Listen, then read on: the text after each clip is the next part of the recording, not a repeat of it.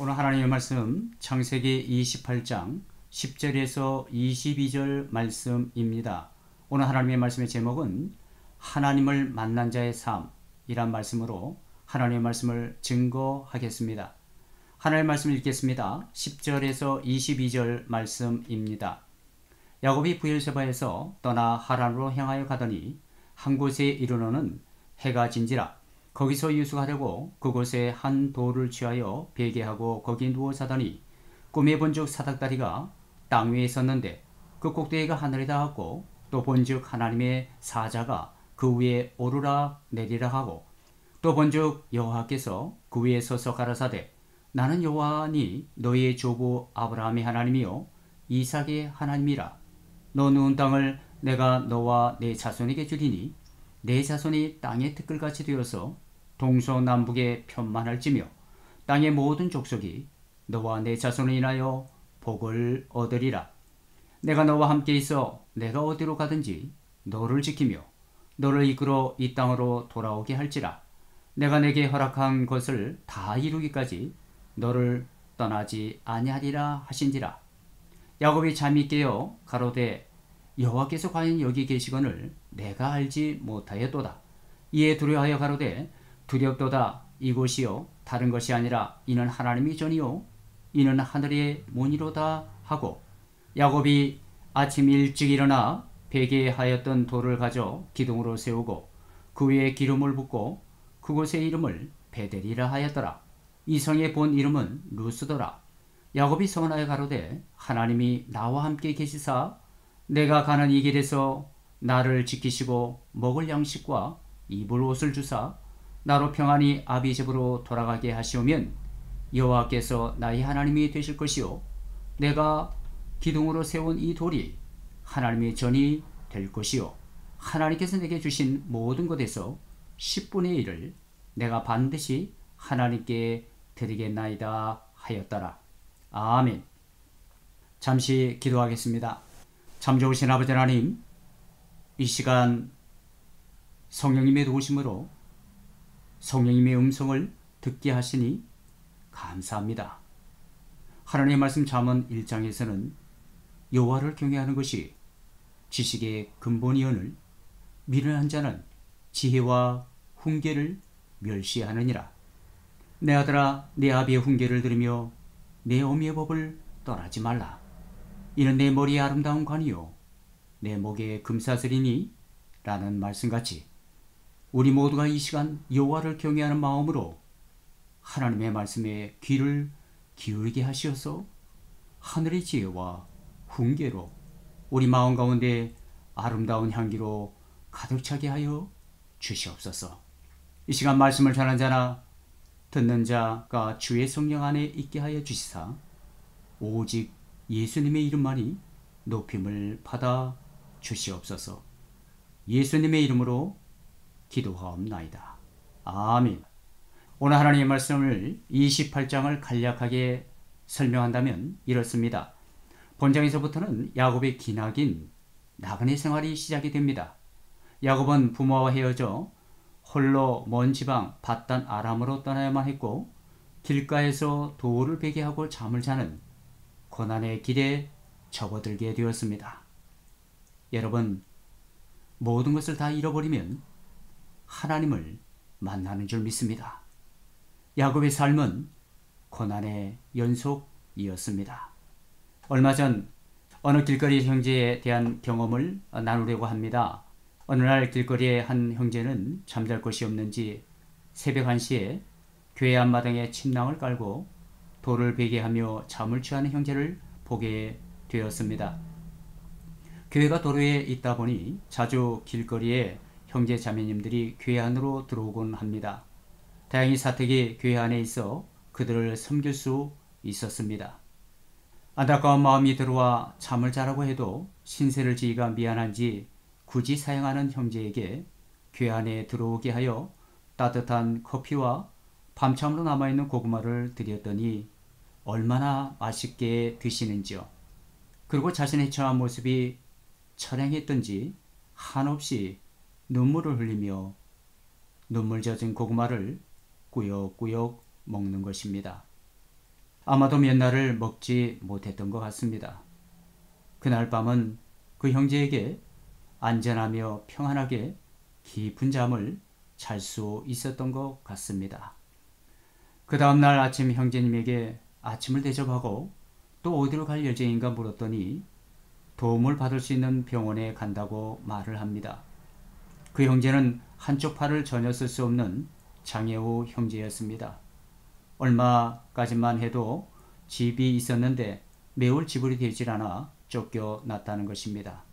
그래서 매일 밤 경찰을 피해 오늘은 이곳에 내일은 저곳에 옮겨 다니며 잠을 잔다는 것입니다. 그 다음 날에도 찾아왔는데 지금은 찾아오지 않는 걸 보니 병원에 도움을 받는 것 같습니다. 그 형제에게는 인생의 가장 절박한 가운데 그 어려운 시간을 지나가야만 하는, 마치 야곱이 어떻게 해야 할지 갈 바를 알지 못하고 아무도 없는 광야에 홀로 돌베개 베고 자는 그런 시간을 보내고 있는 것 같았습니다. 인생의 가장 어려운 그때에 그 형제님에게 주님이 찾아오셔서 만나주시기를 간절히 기도하는 시간이었습니다. 그렇습니다. 인생의 가장 어려운 때가 바로 주님이 가까이 계시며 만나주시는 은혜의 때인 줄 믿습니다. 이러한 야곱의 고난은 그가 전장에서 축복받기 위해 아버지를 속였던 행위가 빚어낸 결과였습니다. 이처럼 처량한 신세가 되고만 야곱을 하나님께서 만나 주셨습니다. 즉 하나님께서는 야곱에게 사닥다리 환상을 보여주시고 축복의 말씀을, 약속을 말씀하셨던 것입니다. 오늘 본문에서 발견하는 것은 야곱의 성격이 참 못됐다는 것입니다. 성격은 성품과 연결이 되어 있습니다. 그는 하나님의 축복을 알면서도 육신의 소욕이 야곱 안에게는 너무 많다는 것입니다. 죄의 성품을 갖고 유혹을 받으면 쉽게 죄를 짓습니다. 야곱은 다분히 영적이면서도 다분히 육적이었습니다. 그럼에도 본장에서는 자기 죄로 인해 고난받은 야곱과 그를 무조건적인 은혜로 인도하시는 하나님의 사랑이 잘 나타나 있습니다. 이는 현대를 사는 우리 모두의 이야기이기도 한 것입니다. 죄로 인해 고난을 받은 모든 인생들을 하나님께서는 늘 사랑으로 만나 주십니다. 믿으십니까? 우리는 어떤 때에 하나님을 찾고 불러야 하는가? 하나님께서는 이사야 선지자를 통하여 우리에게 말씀하십니다. 이사야서 55장 6절 말씀에는 이런 말씀이 있습니다. 너희는 여호와를 만날 만한 때에 찾으라, 가까이 계실 때에 그를 부르라 라고 말했습니다. 여기서 만날 만한 때는 하나님께서 우리에게 자신을 내어주시는 때라는 의미로서 여기에서는 하나님께서 구원의 은혜를 베푸시는 날을 가르치는 것입니다. 그리고 가까이 계실 때라는 말도 만날 만한 때와 비슷한 의미로 사용되었는데 이는 구원의 날이 임박하여 하나님께서 우리를 부르시거나 우리가 가까이 계셔서 자주 하나님의 존재를 드러내실 때를 뜻하는 것입니다. 한편 이런 구원의 때에 우리가 어떻게 행동해야 되는가에 대해서는 열처녀의 비유가 아주 적절한 교훈을 제시해 주고 있습니다. 하나님 말씀 마태복음 25장 1절에서 13절에서는 열처녀의 비유에 대한 배경 설명이 이렇습니다. 예수님 당시에는 일반적으로 연령이 많지 않은 때에 결혼을 한 것으로 보입니다. 결혼식은 주로 저녁 무렵에 열렸으며 연회 중에도 축하의 의미로 횃불을 켰습니다. 이때 행사의 초점은 신랑이 신부의 집에 가서 신부를 자기 집으로 데려오는 데 있었습니다. 신랑이 신부를 찾아오는 일이 지연이 되었습니다. 이러한 일은 주로 신부 지참금에 관한 합의 문제로 인해서 생겼습니다. 이때 신부 집에는 열처녀 들러리들이 신부의 몸치장을 도우면서 신랑을 맞이할 준비를 하고 있었습니다. 그런데 신랑이 오는 것이 지연이 되어 열처녀들이 모두 잠이 들고 말았습니다. 마침내 한밤중에 신랑이 왔다는 소식이 전해졌습니다. 열처녀들은 급히 일어나서 신랑을 맞았으며 신부를 신랑 집으로 데려가는 행렬에 참석하려 했습니다. 이때에 열처녀 들러리들은 신랑이 신부를 데려가는 축하 행렬에 참여하는 것이 관례였습니다. 그러나 이 행렬에 참여하려면 횃불이 필요했습니다. 10처녀 중에서 5은 이를 위해서 충분한 감람유를 준비했습니다. 그러나 그 중에 5은 감람유를 준비하지 못했습니다. 이로 인해 기름을 준비하지 못한 5처녀들은 그때서야 기름을 구하기 위해 분주히 돌아다녀야만 했습니다. 미련한 5처녀들이 기름을 사기 위해 다니는 동안 신랑은 신부를 데리고 집으로 들어갔으며 신랑의 집 문은 닫히고 말았습니다. 그러나 늦게서야 기름을 준비한 5처녀는 이 모든 순서를 놓치고 말았습니다. 그들은 이미 행렬이 신랑의 집에 들어간 후에야 신랑의 집에 찾아와서 결혼잔치에 참석해달라고 부탁을 했습니다. 그러나 당시 부유층의 결혼 관례를 따르면 결혼식 행진에 참석하지 못한 사람은 누구라도 결혼잔치에 참석할 수가 없었습니다. 이로 인해 미련한 5처녀들은 축제와 노래와 춤 그리고 결혼 행렬 전체를 놓치고 말았습니다. 그리고 그 일로 인해서 신부의 명예를 실추시킨 미련한 5처녀들은 7일간 지속되는 연회에도 참석할 수가 없었습니다. 주님은 이 비유를 말씀하신 후에 제자들에게 이렇게 말씀하셨습니다. 그런즉 깨어 있으라. 너희는 그날과 그 시를 알지 못하느니라. 이 비유는 주님의 재림이 생각하는 것보다 늦어지고 재림의 날과 시간을 성도들이 알 수 없기 때문에 충분한 준비를 하는 지혜의 필요성에 대해서 가르치기 위해서 제시된 비유였습니다. 주님의 재림은 언제인지 알지 못합니다. 그러므로 이때를 미리 준비하지 않는 사람은 영적인 잠에 빠지게 되고 마지막 때에 크게 당황하게 될 것입니다. 말세를 대비할 줄 모르는 지혜 없는 미련한 사람들은 주님의 재림이 지연되는 것을 보고 정욕을 따라 살고 시간과 재력을 헛된 일에 허비할 것입니다. 그러나 지혜로운 성도들은 끝까지 주님의 재림을 확신하고 그때를 위하여 철저한 준비를 할 것입니다. 이런 점에서 주님은 10처녀의 비유를 통하여 재림의 지연으로 인해 있을 수 있는 불신과 나태를 경고하고 주님의 재림을 위해 철저히 준비하도록 가르쳐 주시기 위하여 이 비유를 해 주셨습니다. 이러한 메시지는 특히 수많은 사람들이 주님의 재림을 관심이 없거나 거부하여 있고 또한 정욕을 따라 세상을 따라 살고 있는 모든 사람들에게 필요한 메시지라고 할 수 있습니다. 우리 모두는 미리 준비하지 않는 사람들처럼 영적인 잠에 빠지지 않고 늘 깨어 있어 마지막 때에 크게 당황하게 되지 않기를 주님의 이름으로 간절히 바라는 바입니다. 그렇습니다. 구원의 날이 임박하여 하나님께서는 우리를 부르시거나 우리의 가까이 계셔서 자주 주님의 존재를 드러내시며 우리를 만나 주십니다. 바로 그분이 저와 여러분들의 하나님이신 줄 믿습니다. 오늘 본문 10절에서는 야곱이 브엘세바를 떠났다고 말씀합니다. 야곱은 부모의 지시에 순종하여 길을 떠났습니다. 집을 떠나 의지할 곳이 없게 된 그는 이제 부모가 지시해준 하란 땅으로 갈 수밖에 없었습니다. 야곱의 오랜 세월 살았던 곳을 떠났다는 것입니다. 오랜 세월 부모님과 함께 산 집을 떠난 야곱의 마음이 어땠을까 하는 생각을 해봅니다. 마음속에 이삭의 축복을 간직하고 험한 여행길을 믿음으로 출발하는 모습은 초신자가 신앙생활을 출발하는 것을 연상하게 됩니다. 이런 절박한 상황에 처한 야곱은 어떠했을까라는 것입니다. 여러분, 사람이 위기에 처하고 절박하면 모든 것이 불안해집니다. 두려워집니다. 그리고 심한 외로움과 괴로움을 느끼게 되지요. 아무런 감정이 없습니다. 때때로는 심한 공황 상태에 빠지게 되는 것을 보게 됩니다. 바로 야곱은 이런 마음을 갖고 집을 떠났던 것이었습니다. 이런 절박한 상황에 처한 야곱에게 하나님은 나타나셔서 함께 하실 것을 약속하십니다. 이제는 그의 여행은 언약을 믿는 소망의 행로가 되었습니다.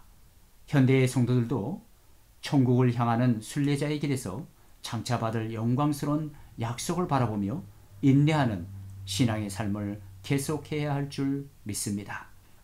하나님의 말씀 요한복음 14장 1절에서 2절에서는 이런 말씀이 있습니다. 너희는 마음에 근심하지 말라. 하나님을 믿으니 또 나를 믿으라. 내 아버지 집에 거할 곳이 많도다. 그렇지 않으면 너에게 일렀으리라. 내가 너희를 위하여 처소를 예비하러 가노니. 아멘. 야곱은 하란까지 가야만 하는 머나먼 여행길에서 동반자도 없었고 쉴 곳도 없었습니다. 그리고 돌을 베개 삼아 잠을 잡니다. 11절 말씀 보겠습니다. 한 곳에 이르러는 해가 진지라. 거기서 유숙하려고 그곳에 한 돌을 취하여 베개하고 거기 누워 자더니, 그런 날이 어두워지자 돌을 베개 삼아 들판에서 잠을 자면서 외롭고 슬픈 밤을 보내야만 했습니다. 야곱의 마음에는 심한 좌절감과 허무감이 밀려왔을 것입니다. 이렇게 마음이 가난해지면 하나님을 만납니다. 심한 절망과 좌절감 가운데 주님이 가까이 오시는 것입니다. 여기서 우리는 버림받은 에서가 남아서 물질적인 유산을 차지한 반면 축복받은 야곱은 외로운 나그네 생활을 하고 있다는 사실에 주목해야 합니다. 우리 성도들은 세상에서 너무 거친 대우를 받는다는 생각이 들 때 항상 야곱을 기억하면서 우리 자신의 거짓된 모습을 깊이 회개해야 할 것을 생각하게 됩니다. 야곱은 심한 절망감에 깊은 잠을 잡니다. 그리고 꿈을 꿉니다. 12절 말씀 보겠습니다. 꿈에 본즉 사닥다리가 땅 위에 섰는데 그 꼭대기가 하늘에 닿았고, 또 본즉 하나님의 사자가 그 위에서 오르락 내리락 하고, 그는 땅 위에서부터 하늘까지 연결된 사닥다리를 보았는데 그 사닥다리를 타고 하나님의 사자들이 오르락 내리락 하였습니다. 이 사닥다리는 땅에 있는 죄인이 하늘에 계신 하나님께 이르는 길이 되어주신 예수 그리스도를 상징합니다. 하나님의 말씀 요한복음 1장 50절 51절에서는 이런 말씀이 있습니다. 예수께서 대답하여 가라사대 내가 너를 무화과 나무 아래서 보았다 함으로 믿느냐? 이보다 더 큰 일을 보리라. 또 가라사대 진실로 진실로 너에게 이르노니 하늘이 열리고 하나님의 사자들이 인자 위에 오르락 내리락 하는 것을 보리라 하시니라. 이 말씀은 예수께서 나다나엘이 자기에게 오는 것을 보시고 그를 가리켜 가라사대 보라 이는 참 이스라엘 사람이라 그 속에 간사한 것이 없도다 라고 말씀하십니다. 그때 나다나엘이 가로되 어떻게 나를 아시나이까? 예수께서 대답하여 가라사대 빌립이 너를 부르시기 전에 내가 무화과 나무 아래에 있을 때 보았노라 라고 예수님께서 말씀하십니다. 그때 나다나엘이 대답하되 라비요 당신은 하나님의 아들이시오 당신은 이스라엘의 임금이로소이다 라고 고백합니다. 그때 예수님이 이렇게 말씀하십니다. 예수님께서 대답하여 가라사대 내가 너를 무화과 나무 아래서 보았다 함으로 믿느냐? 이보다 더 큰 일을 보리라. 또 가라사대 진실로 진실로 너에게 이르노니 하늘이 열리고 하나님의 사자들이 인자 위에 오르락 내리락 하는 것을 보리라 하시니라 라고 말씀하십니다.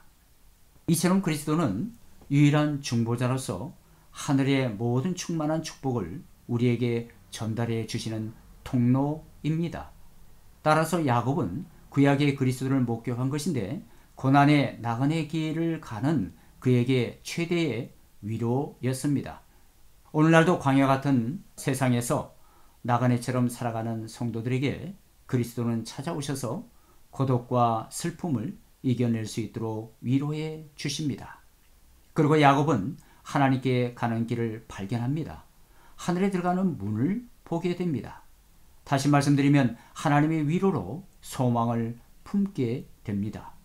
저는 저와 여러분들이 하나님의 위로로 하나님께 가는 길을 발견하기를, 하늘로 들어가는 문을 보기를, 하늘의 소망으로 넘치시기를 예수님의 이름으로 간절히 축원하는 바입니다. 하나님의 말씀 고린도후서 1장 2절에서 5절에서는 이런 말씀이 있습니다. 하나님 우리 아버지와 주 예수 그리스도를 쫓아 은혜와 평강이 있기를 원하노라. 찬송하리로다. 그는 우리 주 예수 그리스도의 하나님이시요 자비의 아버지시요 모든 위로의 하나님이시며 우리의 모든 환난 중에서 우리를 위로하사 우리로 하여금 하나님께 받은 위로로서 모든 환난 중에 있는 자들을 능히 위로하게 하시는 이시로다. 그리스도의 권한이 우리에게 넘친 것 같이 우리의 위로도 그리스도로 말미암아 넘치는도다. 아멘. 그렇습니다. 바로 이분이 저와 여러분들의 하나님이신 줄 믿습니다. 하나님은 야곱에게 자신을 밝히시며 축복의 약속을 말씀하여 주십니다. 13절에서 15절 말씀 읽겠습니다. 또 본즉 여호와께서 그 위에 서서 가라사대 나는 여호와니 너희의 조부 아브라함의 하나님이요 이삭의 하나님이라. 너 누운 땅을 내가 너와 내 자손에게 주리니 내 자손이 땅의 티끌같이 되어서 동서남북에 편만할지며 땅의 모든 족속이 너와 내 자손을 인하여 복을 얻으리라. 내가 너와 함께 있어 내가 어디로 가든지 너를 지키며 너를 이끌어 이 땅으로 돌아오게 할지라. 내가 내게 허락한 것을 다 이루기까지 너를 떠나지 아니하리라 하신지라. 하나님께서는 여호와라는 이름으로 자신이 세상의 유일한 창조주임을 밝히셨습니다. 그런데 이 절대자이신 하나님은 그저 인간을 초월해 계신 분이 아니라 바로 야곱의 할아버지, 아브라함의 아버지, 이삭과 언약을 맺으신 인격의 하나님이셨습니다. 이 하나님께서 이제는 야곱에게 친히 나타나셔서 언약을 세우시려는 것입니다. 이는 얼마 전에 야곱이 이삭을 통하여 받은 축복의 당연한 결과였습니다. 이처럼 조상의 하나님으로 야곱에게 자신을 밝히신 하나님께서 아브라함을 믿음의 조상으로 삼는 신약의 성도들에게도 말씀으로 나타나셔서 언약의 관계를 맺으십니다. 그리고 자기의 허물과 실수로 인하여 차량한 나그네 신세가 되어버린 돌베개를 베고 잠을 자던 야곱에게 하나님의 말씀이 임합니다. 그 말씀의 요점은 세 가지로 발견할 수 있습니다. 첫 번째가 자손이 번성하여 가나안 땅을 차지하리라는 축복을 합니다. 두 번째로는 그 축복을 이룰 수 있도록 하나님께서 야곱과 함께 하시겠다는 약속입니다. 세 번째로는 복의 근원이 되게 하시겠다는 메시아적인 축복을 말씀합니다. 이 말씀은 야곱의 행위에 전혀 관계없이 하나님께서 무조건적으로 또한 일반적으로 야곱을 사랑하시고 축복하시겠다는 것을 의미합니다. 이와 동일한 사랑과 축복이 그리스도 안에서 모든 성도들에게 주어진다는 것입니다. 믿으십니까? 저는 저와 여러분들에게 이런 축복의 약속이 이루어지시기를 예수님의 이름으로 축원하는 바입니다. 따라서 성도들은 아무리 어려운 처지에 있더라도 희망과 용기를 가져야 하며 반대로 하나님의 엄청난 축복을 받는다 해도 그것의 근원이 자기의 행위와는 관계없는 사실을 늘 기억하고 늘 겸손해야 할 줄 믿습니다.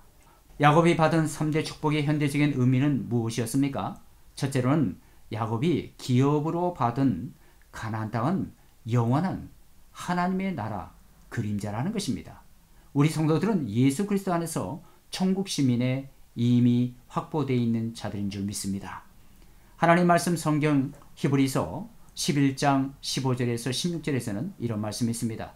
저희가 나온 바 본향을 생각하였다면 돌아갈 기회가 있으려니와 저희가 이제는 더 나은 본향을 사모하니 곧 하늘에 있는 것이라. 그러므로 하나님이 저희의 하나님이라 일컬음을 받으심을 부끄러워 아니하시고 저희를 위하여 한 성을 예비하셨느니라. 아멘. 두 번째는 또한 번성의 축복은 오늘날 성도들이 그리스도로 말미암아 누리는 풍성한 삶을 의미합니다. 야곱이 잘 이루어진 가지처럼 공공하였으나 수많은 무리를 이루었던 것처럼 성도들도 가난한 자 같으나 많은 사람을 부욕해 하고 아무것도 없는 자 같으나 모든 것을 가진 자가 된다는 말씀인 것입니다. 하나님 말씀 성경 고린도후서 6장 9절 10절에서는 이런 말씀이 있습니다. 무명한 자 같으나 유명한 자요 죽은 자 같으나 보라 우리가 살고 징계를 받는 자 같으나 죽임을 당하지 아니하고 근심하는 자 같으나 항상 기뻐하고 가난한 자 같으나 많은 사람을 부유하게 하고 아무것도 없는 자 같으나 모든 것을 가진 자로다. 아멘. 마지막으로 메시아적인 축복은 오늘날 성도들에게 다른 어떤 축복보다도 가장 분명하게 나타납니다. 즉 메시아께서는 성도 안에 내주하시면서 성도의 삶을 통해 복음을 나타내심으로써 성도로 하여금 모든 사람에게 복의 근원이 되게 하십니다. 이는 성도들에게 있어서 최대의 축복인 임마누엘의 축복입니다. 하나님 말씀 성경 이사야서 7장 14절에서는 이런 말씀이 있습니다. 그러므로 주께서 친히 징조로 너에게 주실 것이라. 보라, 처녀가 잉태하여 아들을 낳을 것이요 그 이름을 임마누엘이라 하리라 라고 말씀하십니다. 야곱은 하나님의 영광과 위엄을 만난 것입니다. 진정 하나님을 만났다면 삶에 변화가 있어야 하는 것입니다. 인격에 변화가 없다면 진정 하나님을 만난 사람이 아닌 것입니다. 하나님을 만난 사람은 옛 생활을 싫어합니다. 늘 사랑하고 싶어집니다. 늘 감사하고 싶어집니다. 늘 이웃에게 위로와 격려하며 소망을 심어주기를 좋아합니다. 왜 현대인들은 변화되지는 않고 변질되어 가는 삶 가운데 있는 것입니까? 아름다운 그리스도 향기보다 더러운 냄새가 나는 것입니까? 왜 사소한 일에 쉽게 시험이 들어 실족하는 것입니까? 왜 흔들리는 것입니까? 왜 다분히 자식이 중심적인 것입니까? 왜 정죄하고 판단하는 것입니까? 왜 1년 전이나 10년 전이나 20년 전이나 아니 평생 신앙생활을 했는데도 똑같은 육적인 모습으로 세속적인 말과 행동을 하는 것입니까? 진리의 말씀의 본질은 온데간데 없고 비본질인 것에 힘을 다 빼고 있는 것입니까? 왜 여전히 용서하지 못하고 용납하지 못하는 것입니까? 왜 변하지 않습니까? 왜 성숙한 그리스도인의 모습이 없습니까? 왜 그렇습니까? 그 마음에 주님이 그 마음 가운데 없기 때문인 것입니다. 주님은 온데간데 없고 자기 자신의 육신의 것이 가득하기 때문인 것입니다. 그들의 성경을 모릅니까? 그들이 오랜 신앙생활을 하지 않았습니까? 그들의 말씀을 듣지 못했습니까? 기도를 하지 않았습니까? 그렇지 않습니다. 모든 것을 다 잘 감당했습니다. 성경에는 이런 말씀이 있습니다. 너희 안에 종교성이 다분히 많구나. 노래 가사 중에 이런 내용이 있습니다. 내 속에 내가 너무 많아 라는 노래가 있습니다. 내가 너무 많아 주님이 거할 곳이 없고 주님이 쉴 곳이 없다는 것입니다. 진정한 믿음은 하나님을 만나는 것입니다. 언제 만나는 것입니까? 고통 가운데, 절망 가운데 주님은 소망의 주님으로 찾아오시는 것입니다.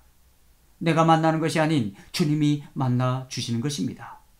우리는 그런 주님을 사모하며 갈망해야 할 줄 믿습니다. 그리고 주님께서는 15절 하반절에 내가 내게 허락한 것을 다 이루기까지 너를 떠나지 아니하리라 함께 하시겠다고 약속하십니다. 즉 하나님께서는 야곱이 어느 곳에 가든지 그곳에 계셔서 그를 지켜주실 것이라는 것입니다.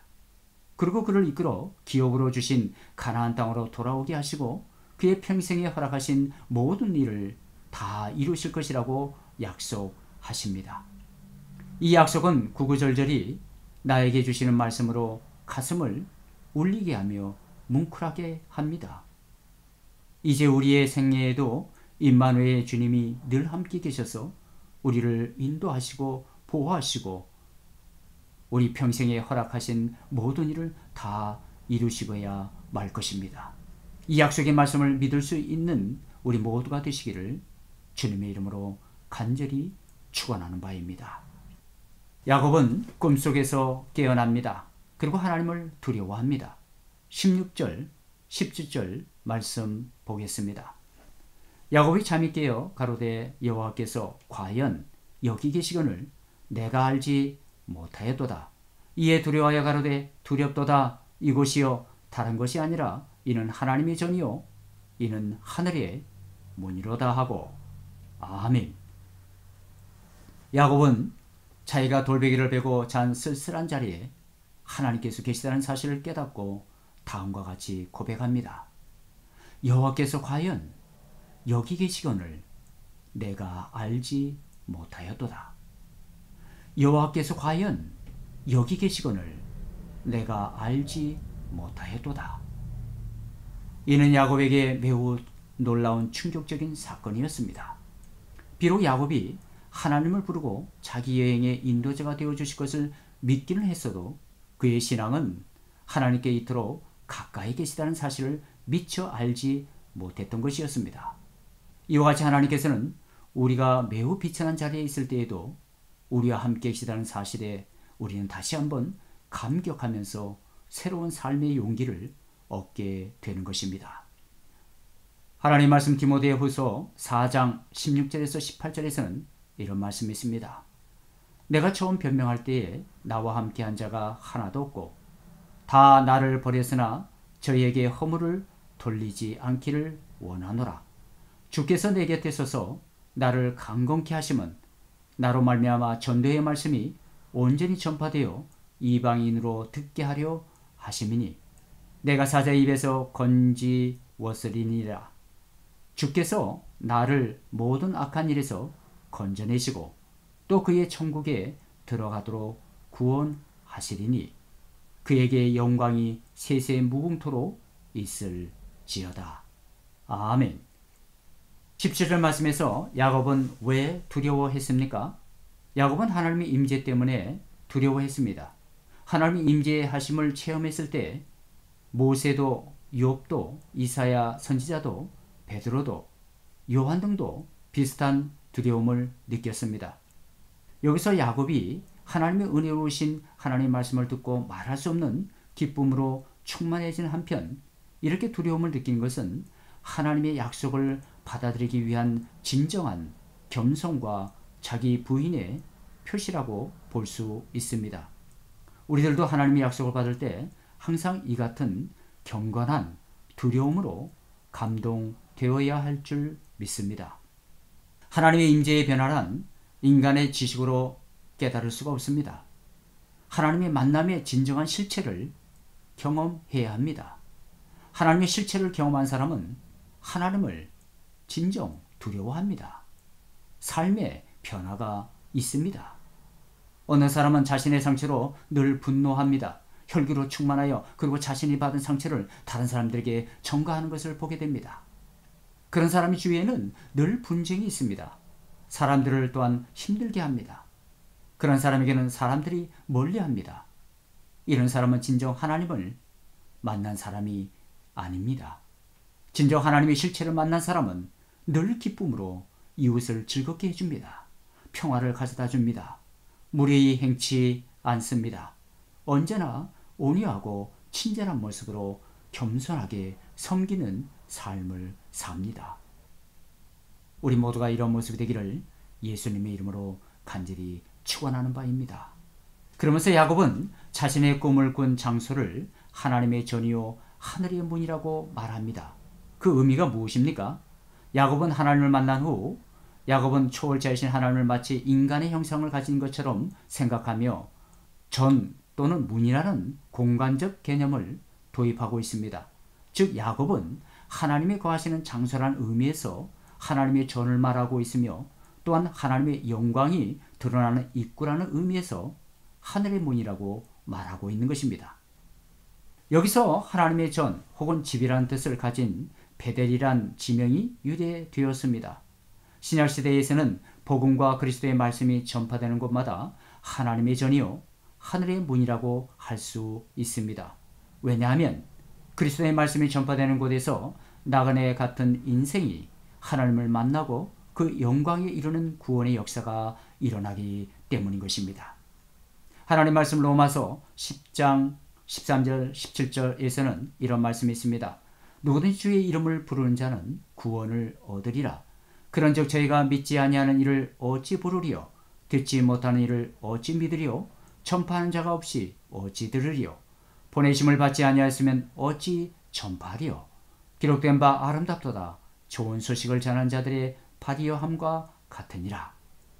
야곱은 아침 일찍 일어나 하나님께 예배합니다. 18절 말씀 보겠습니다.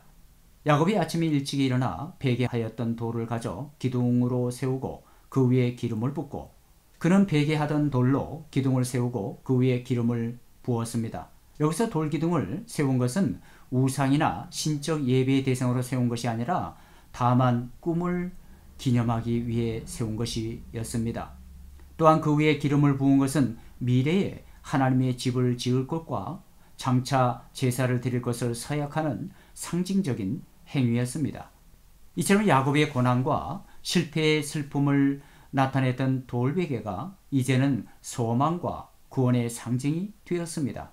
오늘날 우리 성도들도 세상에서 잠시 환난을 받으나 하나님께서는 그 환난을 바꾸어 영광이 되게 하실 것을 믿습니다. 하나님의 말씀 사도행전 14장 20절에서 22절 말씀에서는 이런 말씀이 있습니다. 제자들이 둘러섰을 때 바울이 일어나 성에 들어갔다가 이튿날 바나바와 함께 더베로 가서 복음을 그 성에서 전하여 많은 사람을 제자로 삼고 루스드라와 이고니온과 안디옥으로 돌아가서 제자들의 마음을 굳게 하여 이 믿음에 거하라 권하고, 또 우리가 하나님의 나라에 들어가려면 많은 환난을 겪어야 할 것이라 하고 라는 말씀으로 권면합니다. 야곱은 그곳의 이름을 베델이라고 불렀습니다. 즉 베델은 집이라는 뜻의 히브리어 베트와 하나님을 가르치는 말인 엘의 합성어로 하나님의 집이라는 뜻을 가리키는 것입니다. 그렇습니다. 하나님을 만난 사람은 과거처럼 못 삽니다. 하나님의 임재를 체험한 사람은 자신의 베개 삼은 돌을 세우고 단을 쌓고 하나님 앞에서 예배합니다. 예배를 즐거워합니다. 하나님을 두려워하며 경외하며 그의 삶 가운데 진정한 예배가 일어납니다. 예배를 드리는 곳이 바로 하나님의 집이요 성전인 것입니다.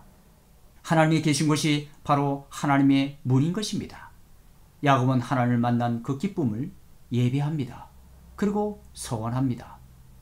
20절 21절 말씀 보겠습니다.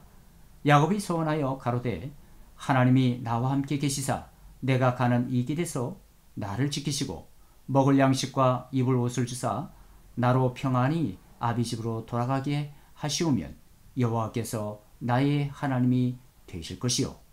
아멘. 야곱은 먼저 하나님이 약속하신 하나님을 기억하면서, 그리고 그는 하나님께서 자기의 소원을 들어주시리라고 확신하면서 참된 예배, 또한 성전 건축, 또한 11조를 드리기를 서원합니다. 이는 올바른 서원의 모범이라고 할 수가 있습니다. 칼빈은 말하기를 올바른 서원은 우선 바른 목적을 추구해야 하며 다음으로 서원하는 내용이 자기 능력의 한계를 넘지 않을 것이라고 했는데, 야곱의 서원에는 이 두 가지가 모두 포함되어 있습니다. 야곱은 하나님께 먼저 간구를 앞세우고 서원 이행의 능력이 하나님께로부터 오는 것임을 고백했습니다. 또 예배를 위한 올바른 목적 성전과 그리고 11조라는 가능한 내용의 서원을 했던 것이었습니다. 오늘날 성도들도 이런 서원의 모범을 따라 하나님 앞에 헌신과 결단을 해야 할 줄 믿습니다. 야곱의 서원에서 얻을 수 있는 영적 교훈이 무엇이었습니까? 20절 22절 말씀 읽겠습니다. 야곱이 서원하여 가로되 하나님의 나와 함께 계시사 내가 가는 이 길에서 나를 지키시고 먹을 양식과 입을 옷을 주사 나로 평안히 아비 집으로 돌아가게 하시오며 여호와께서 나의 하나님이 되실 것이요 내가 기둥으로 세운 이 돌이 하나님이 전이 될 것이요 하나님께서 내게 주신 모든 것이 10분의 1을 내가 반드시 하나님께 드리겠나이다 하였더라. 아멘. 인간이 하나님께 드리는 구체적인 소원의 예는 야곱이 처음이었습니다. 본래 소원이라는 말은 묵다 라는 뜻을 가진 히브리어 쉐바에서 유래되었습니다. 즉 자신의 결심으로 세운 의지에서 자신의 인격을 묵는다는 뜻인 것입니다. 저는 저의 인생 가운데 가장 소중한 약속이 있었습니다. 그것은 저의 마지막 날까지 주의 성소에서 찬양하며 주의 이름을 부르는 참된 예배자로 서는 것이었습니다. 저는 청년이 될 때까지도 주님을 만나지 못했던 삶이었습니다. 세상에서 방황하던 부족한 저를 주님은 불쌍히 여기셔서 가장 친한 친구를 통해 주님을 알게 되었고, 주님이 찾아오셔서 저를 만나 주셨습니다. 주님이 만나 주셨을 때 그때의 차가운 기도원 마룻바닥에 무릎을 꿇고 엎드려 한없이 통에 잡아가던 울었던 기억들이 지나갑니다. 주님이 저를 만나 주신 이후로 저는 주님께 소중한 약속을 하였습니다. 지금 생각해 보니 그것이 주님께 처음으로 서원하였던 시간이었던 것 같습니다. 마침 군대 3년 생활이 시작되는 시기여서 저는 하나님과 약속을 하였습니다. 군 3년 동안 어떤 일이 있어도 주님과 약속의 시간, 공식적인 예배를 주님께 드리겠노라고. 그러나 신앙생활을 하기에는 군 생활은 사회생활과는 달리 자유롭지 못했습니다. 더군다나 졸병의 위치에서 더욱더 그리하였습니다. 저는 그때부터 하나님과 약속을 지키기 위한 치열한 영적인 싸움과 핍박과 고난을 감수해야만 했었습니다. 한 번은 성탄 이브 날이었습니다. 저녁에 군부대 내에 있는 교회에서 예배 후 추운 겨울 날씨에 각 처소에서 보초를 서고 있는 형제들에게 따뜻한 커피와 다가를 나눠준 후 그들을 위로하고 기도해준 후 숙소인 내무반으로 돌아왔습니다. 다 잠을 자고 있어야 할 동료들이 잠을 자지 못하고 선배들로부터 기합을 받고 있었습니다. 그 이유는 바로 저 때문이었습니다. 아무도 선배들을 두려워하여 교회를 다니지 않는 대대에서 저 혼자 쫄병인 위치에서 교회를 나간다는 이유였습니다. 그날 밤은 인생에 가장 많이 맞아본 날이었습니다. 선배들은 마치 한풀이나 하는 것처럼 돌아가며 매를 가했습니다. 저는 그때 예수님이 우리 모두를 위해 고난을 당하신 것을 몸으로 처음 느꼈습니다. 그 다음날 깨어난 것이 의무실이었습니다. 저는 그 주간 주님을 위해 고난을 당할 수 있다는 것이 얼마나 감사했던지요. 주일이 되어 회복되지 않는 몸으로 일어나 교회를 가야 한다고 하니 그때의 선배들과 동료들은 이해하며 제가 교회에 나아가 하나님께 예배하는 것을 방해하지 않았습니다. 한 선배가 저에게 물었습니다. 무엇이 저로 하여금 그렇게 할 수 있느냐는 것입니다. 그때 저는 이렇게 말을 했습니다. 저는 크리스천입니다. 저는 교회의 예배 시간에 꼭 주님을 만나 뵙겠다고 주님과 약속을 했습니다. 저에게는 그 어떤 것도 이 중요한 약속을 깨뜨릴 수가 없습니다. 라고 말을 했습니다. 그렇습니다. 예수님과의 약속을 먼저 생각하는 삶이 이 세상에서 가장 위대한 예배에 헌신된 신앙인의 얼굴인 줄 믿습니다. 저와 여러분들은 어떻습니까? 하나님 말씀 시편 116편 14절에서는 이런 말씀이 있습니다. 여호와 모든 백성 앞에서 나의 소원을 여호와께 갚으리로다. 여호와 모든 백성 앞에서 나의 소원을 여호와께 갚으리로다. 저와 여러분들에게 하나님께 향한 이런 헌신의 고백이 있기를 예수님의 이름으로 간절히 축원하는 바입니다. 야곱은 소원을 합니다. 예배는 서약의 헌신으로 변합니다. 야곱에게는 그런 고백이 있었습니다. 하나님의 약속이 다 지켜진다면 하나님을 영원히 송축하겠습니다. 고백합니다. 소유도 하나님의 것이기에 하나님께 드리겠나이다. 11조를 약속합니다. 그리고 하나님이 주신 것을 믿음으로 고백합니다. 이때부터 하나님은 야곱의 삶 가운데 함께 하시며 그의 삶을 주관하십니다. 그의 주관하신 하나님께 우리는 우리의 몸을 산제사로 드려야 할 줄 믿습니다. 그렇습니다. 인간은 하나님의 보호 아래에서만 진정한 평안과 안식을 얻을 수 있다는 사실을 깨달을 때야만 비로소 하나님께 소원하게 됩니다. 본장에서 야곱은 눈에 보이는 증거는 없다 해도 지난밤 꿈속에 나타나신 하나님이 자신을 완전히 보호하시고 복주실 것을 믿었기 때문에 소원을 드릴 수 있었습니다. 이러한 사실은 우리의 신앙인에게 알기 때문에 믿는 것이 아니라 믿기 때문에 알게 된다는 진리를 깨닫게 됩니다. 하나님의 말씀을 맺겠습니다. 하나님을 만난 자의 삶은 하나님께 가는 길을 발견합니다. 하늘에 들어가는 문을 보게 됩니다. 하나님의 위로로 소망을 품게 됩니다. 하나님을 두려워하게 됩니다. 그리고 그의 삶에 변화가 있습니다. 메시아께서는 성도 안에 내주하시면서 복의 근원이 되게 하십니다. 그 영광에 이르는 구원의 역사가 일어납니다. 하나님을 경외하며 그의 삶 가운데 참된 예배와 소원이 일어납니다. 우리의 삶을 주관하시는 하나님께 우리의 몸을 믿음으로 드리게 됩니다. 우리 모두 하나님을 만난 축복이, 하나님과 같은 은총이 함께 하시기를 예수님의 이름으로 간절히 축원합니다. 기도하겠습니다. 참 좋으신 아버지 하나님, 오늘 우리에게 말씀하시니 감사합니다.